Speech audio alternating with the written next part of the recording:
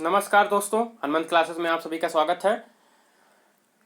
हम लोग पॉलिटी का कल क्वेश्चन आंसर किए थे। आज दूसरा लेक्चर है जिसमें हम आज आपको क्वेश्चन आंसर कराएंगे। एक क्वेश्चन आंसर के पीछे मैं 5-6 क्वेश्चन आंसर करवा देता हूं, जिससे आपको ये ना लगे कि 5 ही 6 सवाल करा रहे हो। ये 5-6 सवाल आपका जो है 20-25 सवाल के बराबर रहता है। तो आइए देखते हैं पहला सवाल। जो अभी तक हमारे चैनल को सब्सक्राइब नहीं कर रखे हैं, कृपया हमारे चैनल को सब्सक्राइब कर लें, बेल बटन दबाएं, जिससे आपको वीडियो का नोटिफिकेशन मिलता रहे।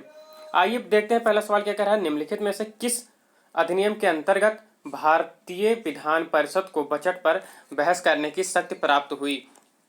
ए दिया हुआ भारतीय परिषद अधिनियम 1861, बी दिया हुआ भारतीय परिषद अधिनियम 1892, सी दिया हुआ भारतीय परिषद अधिनियम 1909, डी दिया हुआ है भारतीय शासन अधिनियम 1919। ये सारे सवाल यूपीएससी या स्टेट पीसीएस में आए हुए हैं। ये जो स्टूडेंट घटना चक्र किए हैं उनको पता होगा कि ये सवाल घटना चक्र से संबंधित है। तो आप बताइए कि कौन सा सही है। आपका ऑप्शन है बी। क्या है? भारतीय परिषद अधिनियम 1892 में भारतीय विधान परिषद को बजट पर बहस करने की और कार्यपालिका से प्रश्न पूछने की अनुमति प्रदान की गई, लेकिन उनको मतदान का जो है अधिकार नहीं प्राप्त था। और इस अधिनियम की सबसे प्रमुख विशेषता ये थी कि निर्वाचन पद्धति का प्रारंभ किया जाना जो है इस अधिनियम की महत्वपूर्ण विशेषता थी। समझ में आ गया होगा। मैंने एक अधिनियम है, मैंने 4-5 चीज आपको बता दिया है। क्या बताया कि बजट पर बहस करने की शक्ति प्राप्त हुई, कार्यपालिका से प्रश्न पूछने का अनुमति मिली भारतीय परिषद अधिनियम 1892 के तहत, परंतु मतदान का अधिकार प्राप्त नहीं हुआ। लेकिन सबसे बड़ी विशेषता यही थी कि जो निर्वाचन पद्धति का प्रारंभ किया गया था। समझ में आ गया। आइए दूसरे सवाल पर देखते हैं क्या कह रहा है दूसरा सवाल। दूसरा सवाल है, निम्नलिखित में से किस एक अधिनियम द्वारा भारत में संघीय न्यायालय की स्थापना की गई? भारतीय परिषद अधिनियम 1861, भारत सरकार अधिनियम 1909, भारत सरकार अधिनियम 1919, उपयुक्त में से कोई नहीं। सोच के आप बताइए। आपका ऑप्शन होगा डी, इनमें से कोई नहीं। जो भारत में संघीय न्यायालय की स्थापना जो है 1 अक्टूबर 1937 में हुआ है। 1 अक्टूबर 1937 में। और किस अधिनियम के तहत? तो 1935 भारत सरकार अधिनियम 1935 के अंतर्गत। अगर आंसर में होता भारत सरकार अधिनियम 1935 तो वो सही होता, लेकिन वो है नहीं, तो तीनों ऑप्शन गलत है। समझ में आ गया। इसके जो पहले मुख्य न्यायाधीश थे वो सर मोरिस गोयर हैं। कौन है? Sir Maurice Gwyer. समझ में आ गया। ये प्रथम मुख्य न्यायाधीश थे। 3-4 सवाल आपका हो गया है। आइए नेक्स्ट सवाल पे देखते हैं क्या कह रहा है। 1919 के भारत शासन अधिनियम की निम्नलिखित में से कौन सी प्रमुख विशेषता है? प्रांत नंबर 1 दिया हुआ प्रांतों की कार्यकारिणी सरकार में देश शासन की व्यवस्था। नंबर 2 दिया है मुसलमानों के लिए पृथक सांप्रदायिक निर्वाचन मंडल की व्यवस्था। तीसरा दिया हुआ है केंद्र द्वारा प्रांतों को विधायी शक्ति का स्थानांतरण। आपको बताना है ए सही है कि 2-3 सही है कि 1-3 सही है, कौन सा सही है। तो आपका सही है 1 सही है।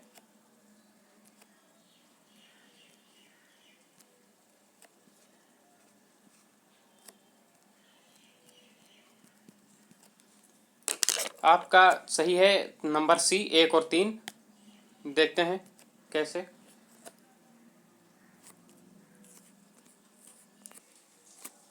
इसमें 1 और 3 सही है। 1 और 3, 1 और 3 सही का मतलब आपका ऑप्शन मिला सी।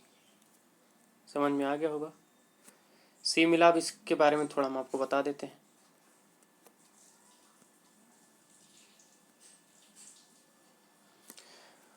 1919 का जो अधिनियम के द्वारा ही राज्यों में देश शासन की स्थापना की गई थी और राज्य में राज्यों के प्रशासन को 2 श्रेणियों में बांट दिया गया था।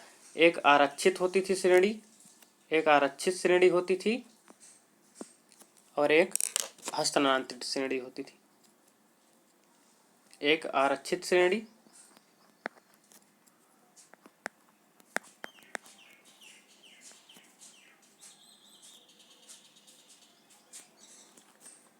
दूसरा हस्तांतरित।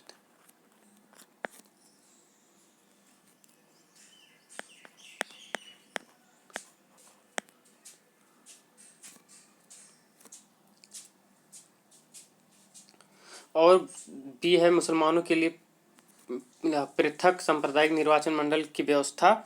तो ये 1909 में की गई, 1909 में ही कर दी गई थी। हाँ, बस इस थोड़ा सा 1919 में बढ़ा दिया गया था। क्या बढ़ा दिया गया था?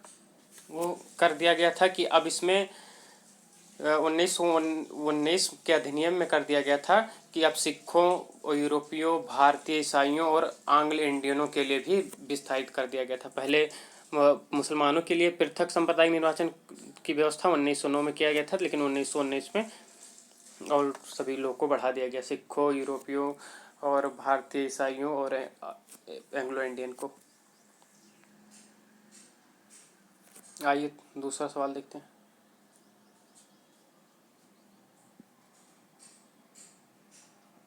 आइए चौथा सवाल देखते हैं क्या कह रहा है। क्या चौथा सवाल है, भारतीय विधान पालिका प्रथम बार द्विसदनीय बनाई गई। 1992 के भारतीय काउंसिलिंग एक्ट द्वारा। बी दिया है 1909 के भारतीय काउंसिलिंग एक्ट द्वारा। सी दिया हुआ है 1919 के भारत सरकार अधिनियम द्वारा। डी दिया है 1935 के भारत सरकार अधिनियम द्वारा। तो आपको बताना है कौन सा सही है। इसमें आपका सही है ऑप्शन सी, 1919 के भारत सरकार अधिनियम द्वारा। 1919 के भारत सरकार अधिनियम द्वारा केंद्र में द्विसदनीय विधान पालिका की स्थापना की गई, जिसमें पहला था ऊपरी सदन बोलते थे, ऊपरी सदन।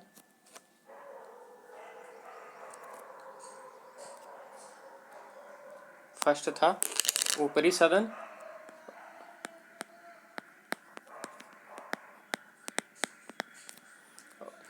दूसरा था निचली सदन। ऊपरी सदन में, ऊपरी सदन को राज्य परिषद कहा जाता था, जो 5 वर्ष के लिए होती थी, जिसमें 60 सदस्य थे। 60 सदस्य में 34 सदस्य मनोनीत होते थे और 34 सदस्य निर्वाचित होते थे और 26 सदस्य मनोनीत होते थे। और जो दूसरा है वो होता था निचला सदन, जिसे केंद्रीय विधानसभा कहा जाता था। वो 3 वर्षों के लिए होता था। उसमें 144 सदस्य होते थे, 104 निर्वाचित होते थे और 40 मनोनीत होते थे। समझ में आ गया होगा पूरा। आइए दूसरा देखते हैं, पांचवा क्या कह रहा है। राष्ट्रपति की अध्यादेश निर्गत करने की शक्ति प्रेरित है। भारत सरकार अधिनियम 1919, भारत सरकार अधिनियम 1935, भारत सरकार अधिनियम 1909, भारत सरकार अधिनियम 1947। बताइए कौन सा सही है।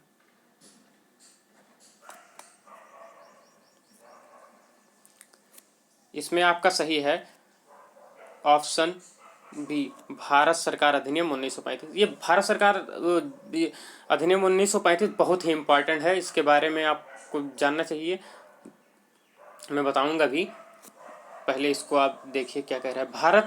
भारतीय संविधान में राष्ट्रपति की अध्यादेश निर्गत करने की जो शक्ति है वो आर्टिकल 123 भारत सरकार अधिनियम 1935 की धारा 42 से प्रेरित है। समझ में आया? ये याद रखिए, बहुत ही इम्पोर्टेंट है, कई बार पूछा जाता है। जो आज का संविधान बना हुआ है वो भारत सरकार अधिनियम 1935 का 2/3 हिस्सा लिया गया था जो आज का संविधान है। आज़ादी के बाद जो संविधान बना वो 1945 का 60% कहा जाए या 2/3 भाग वहीं से लिया गया है। तो ये 1935 बहुत ही इम्पोर्टेंट है। 1935 के बारे में कल जो है भारत सरकार अधिनियम 1935 के बारे में और भी अच्छे से बताएंगे। आज का वीडियो यहीं पे समाप्त किया जा रहा है। वीडियो अच्छी लगी हो तो वीडियो को लाइक करें, चैनल को सब्सक्राइब नहीं कर रखा है तो चैनल को सब्सक्राइब कर दें, बेल बटन दबाएं जिससे वीडियो का नोटिफिकेशन मिलता रहे। वीडियो देखने के लिए धन्यवाद।